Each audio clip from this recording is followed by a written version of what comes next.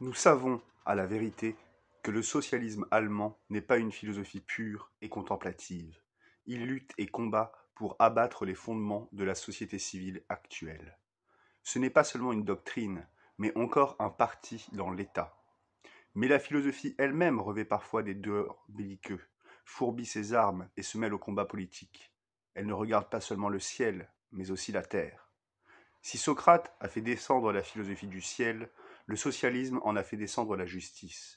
C'est-à-dire qu'il cherche dans la région des idées des vues pratiques pour l'arrangement de cette vie terrestre. Fichte, Lassalle, Marx, Schaeffel furent à la fois des précurseurs et des maîtres. En pénétrant le socialisme allemand, on y trouve incluse une philosophie. Celle-ci prétend qu'il y a dans l'histoire et l'économie politique une certaine dialectique qui change des choses et les relations des hommes. Elle définit la liberté, non pas comme une abstraite faculté de pouvoir choisir entre les contraires comme une hypothétique indépendance de chaque citoyen pris individuellement, mais comme la véritable base de l'égalité des hommes et de leur communion.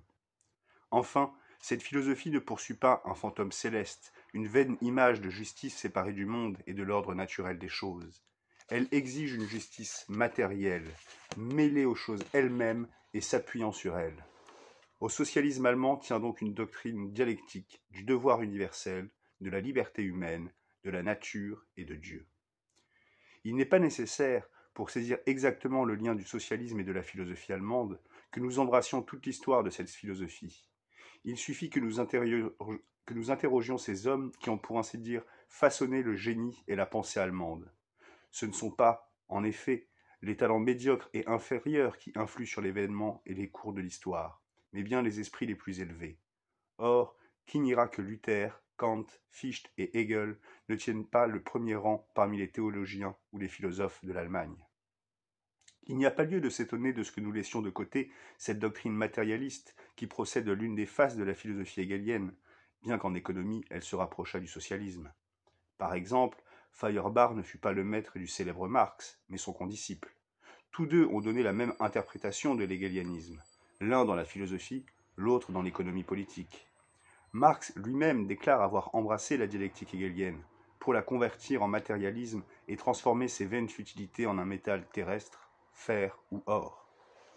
Au surplus, comme je ne rattache pas le socialisme allemand au matérialisme de l'extrême gauche hegelienne, mais à ces idéalistes qui s'appellent Luther, Kant, Fichte et Hegel, je veux non seulement atteindre les vraies sources profondes du socialisme allemand, mais encore découvrir la future évolution de ce socialisme. En effet, si aujourd'hui le socialisme allemand combat sous des apparences matérialistes, derrière le bouclier du matérialisme, c'est là l'aspect, non pas de la paix future, mais uniquement de la lutte présente. Les socialistes s'affirment et se croient matérialistes pour les facilités de leur démonstration, afin que cette terre, délivrée cependant de tous les fantômes de la superstition, apparût sous une lumière dure et crue, d'autant plus hérissée de rues de misère, mais dans les replis profonds du socialisme survit le souffle allemand de l'idéalisme. Cette constatation sera manifeste lorsque nous aurons à examiner la contribution apportée au socialisme par Luther, Kant, Fichte et Hegel. Il deviendra non moins évident que les socialistes ont été les vrais disciples de la philosophie allemande et comme du génie allemand lui-même.